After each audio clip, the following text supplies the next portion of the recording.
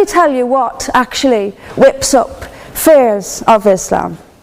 We take it from the top: 9/11, the London Underground bombings, Madrid, Mumbai, Mali, Bali, northern Nigeria, Sudan, Afghanistan, Saudi Arabia, Iran, Yemen, Pakistan, death for apostasy, death for blasphemy, death for adultery, death for homosexuality, gender segregation, gender discrimination, unequal testimony between men and women in legal proceedings, child marriage, amputations, beheadings, imprisonment for being raped, anti-Semitism, burqas, execution, as I've said, for this, that and the other, the slaughter of Theo van Gogh on the streets of Amsterdam, death threats on the streets of London, butcher those who insult Islam, Muslim patrols in East London telling people they are entering Sharia controlled zones, polygamous marriages, marriage not requiring the consent of the bride. This is what causes fear of Islam. It is not me, it is not my colleagues on this side. Point of information on that point. If Islam and Muslims are responsible for the Muslim patrols, I'm not finished. I'm not. No, I'm not. I mean, let me speak on.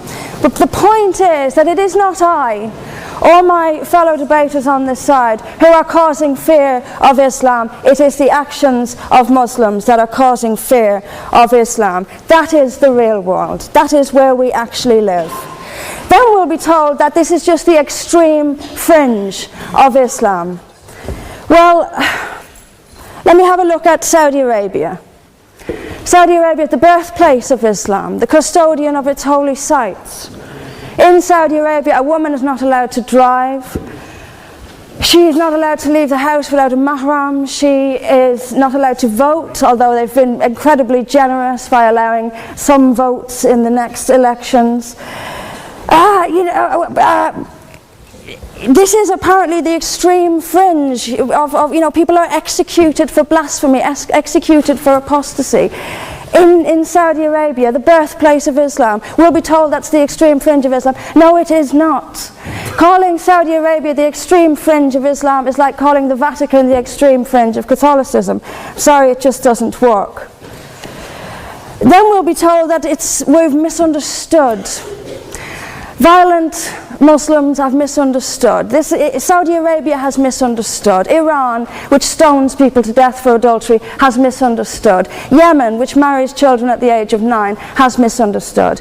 Has there ever been a more spectacularly misunderstood religion than Islam?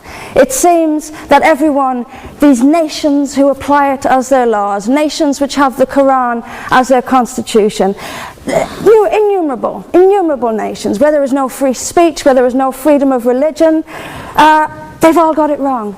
They've all got it wrong. It's quite a spectacularly misunderstood religion.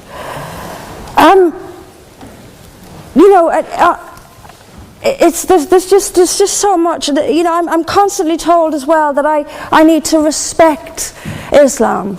I'm never quite given a good enough reason why. I am under no greater obligation to respect Islam than I am any other beliefs.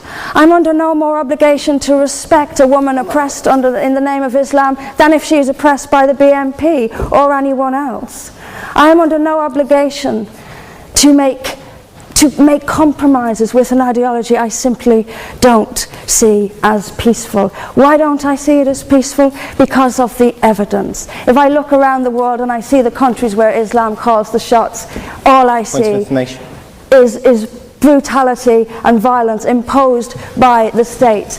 We were told that peace is not just the absence of violence but the presence of justice. Absolutely. I do not see how in a nation where, as the only woman here, I have some particular issues with the way women are treated in Islamic states. Now you can argue that they've got it wrong.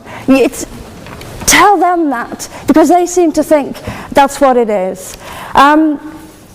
Yes, I mean, there's so much to say about it, but is there a peaceful Islam? Yes, there is. It's in the hearts of peaceful Muslims. Unfortunately, though, there's also a rather more objective Islam, and peaceful Muslims have to do some really rather creative interpretation, like the command to beat her. I'm actually going to leave it there, but I will finish just by saying this. There are hundreds of millions of peaceful Muslims. That is a fact. But that does not mean that Islam itself is peaceful.